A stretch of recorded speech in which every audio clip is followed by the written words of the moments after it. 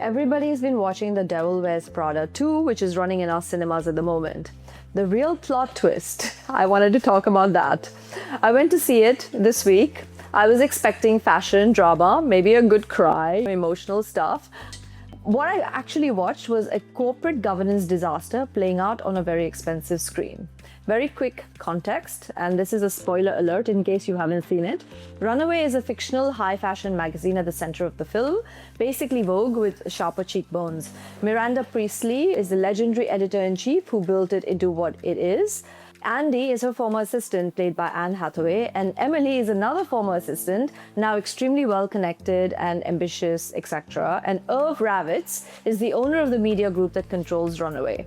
He is the one with the real power until he dies. So he dies in the movie, and the control of the group passes to his son, a very modern guy who looks at numbers. He has absolutely no interest in fashion. He's more into crypto or whatever else it is. He has no interest in publishing, and it's just an asset he can sell. And that's exactly what he decides to do. Meryl Streep is outstanding in this movie, needless to say.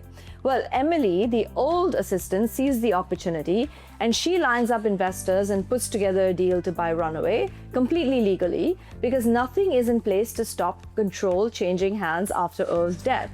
Now, the son controls Runaway, as I said to you. He doesn't want to run it, he only wanted to sell it. So Emily spots this immediately, and obviously she works with Andy, who's worried about the future of the chief editor, who Meryl Streep really, and they move to take it over. However, there is another twist to the plot, and what typically happens is they want to save the magazine, and they go to an ex-wife of a billionaire guy who is Emily's current boyfriend. I know, a little bit convoluted. He has a lot of money. She's had a very substantial divorce settlement, and she agrees to fund a counter-offer. So Miranda's camp buys Runaway back from the son takes the money and walks away, and Emily's takeover falls apart. Miranda keeps Runaway. So nobody broke the law here. Nobody cheated. The issue was simply that the control of the business was never properly protected once Irv was gone. There was no security for the senior people in the business. There were no shares given to those people. And the oversight of that nearly cost Miranda everything she'd built at Runaway and for the group and for Irv.